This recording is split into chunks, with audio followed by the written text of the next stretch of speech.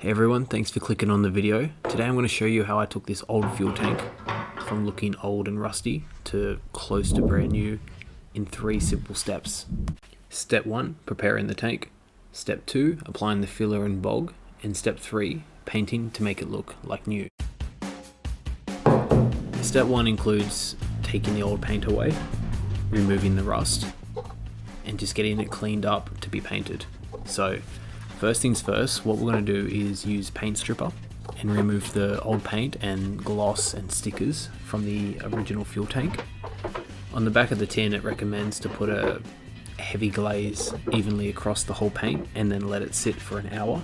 But I found that this one in particular was quite weak, so I let it sit overnight and you'll see what it looks like very shortly.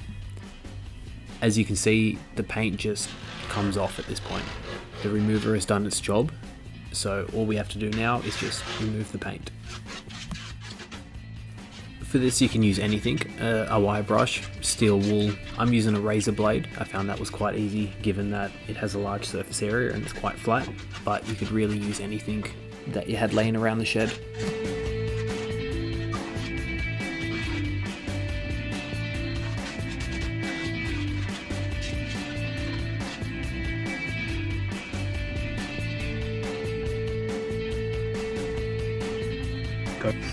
After majority of the paint has been removed, I found the wire brush on a drill was perfect for picking up the small spots that was remaining, and then also getting in these small grooves to really remove all the paint. So when we reapply the primer or the filler, it has the best possible chance to bind to the fuel tank and look amazing.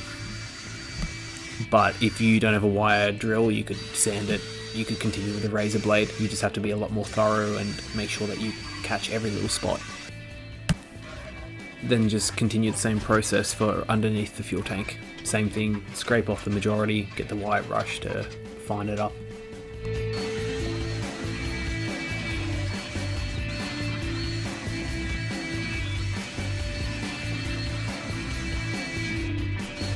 The second last step for the preparation period is just getting rid of this rust. So my fuel tank in particular was very rusty, yours might not be. But I had to sand this off with 140 grit. I found that was very useful. The wire brush actually was less effective than the sandpaper that I'm using now. So if you've got rust there, it's best to sand it off now, just so the primer can bind to the metal and reduces the chance of it flaking later on. After it's been prepared and ready to paint, just give it a wipe down with methylated spirits or acetone and then start the painting process. So here I'm using the Dulux Metal Shield Primer and I'm trying to hold it about 20 centimeters away and just give it some light sprays horizontally, vertically, but just follow the paint can's instructions for this part. But essentially you just want to get a coat of primer on there before you apply the filler and bog.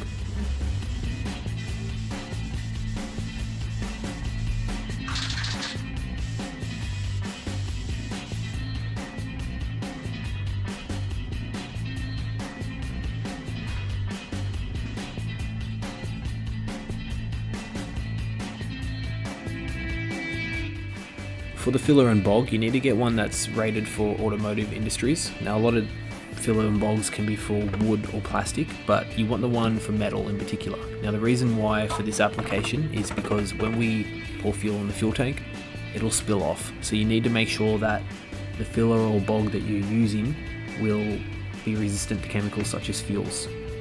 And as you can see there, for the hardener, you just want to put a strip along the long edge and then thoroughly mix it together until it's evenly spread out in color. You'll see on the video how I'm doing this.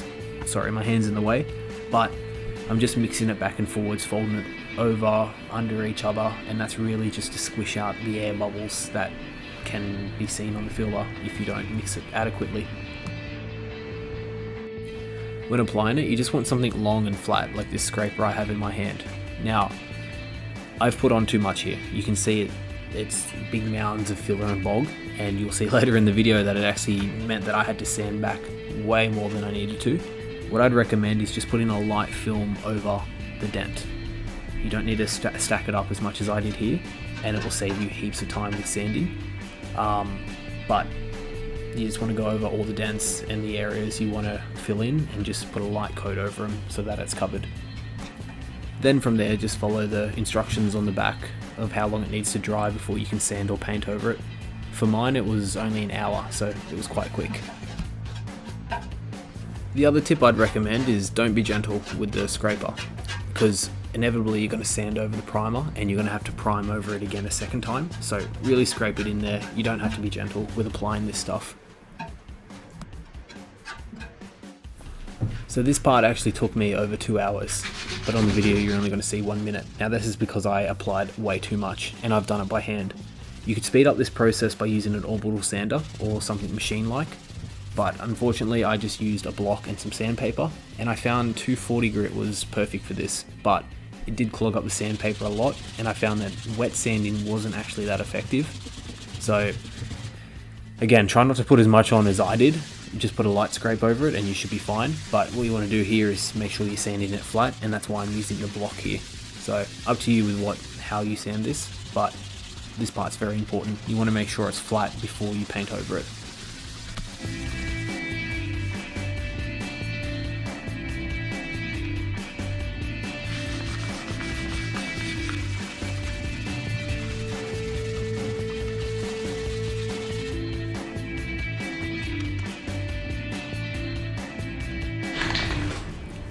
For the last part, when you have the bog finished and sanded, you just want to put another coat of primer over it, because the step after this is, provided you've done it correctly and you're happy with the lack of dents, after this you're going to just apply the top coat over it. So every part of the fuel tank needs to be primed, so then the top coat can adhere to it.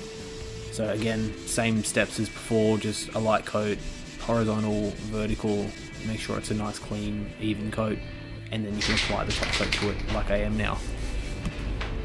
And for this process, just use the colour you want. I use the Kawasaki lime green. I'll put the code in the description if anyone's interested in what colour it was, but you just follow the can's instructions really. I put 3 or 4 coats over this because it was a very light green. It took a while for it to start to show up on it, but your can might be different, and you just follow the instructions for how long it needs between coats and drying times, etc, etc.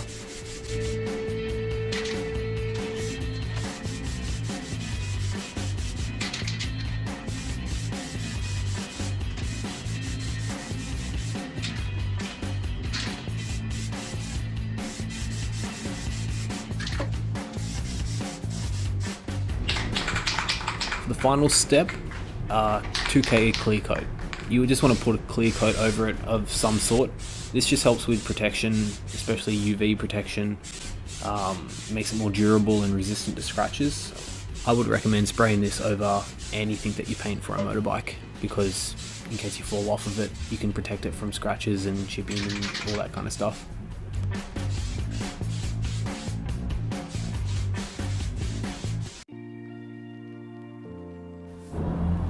And this is the final result. As you can see before, super rusty, paint was chipping, it was in terrible condition, and now at the back end of this KLR full restoration, you can see that the fuel tank looks close to new.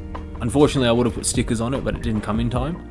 But that's how I went about fixing my fuel tank and made it look close to new. Thanks for watching.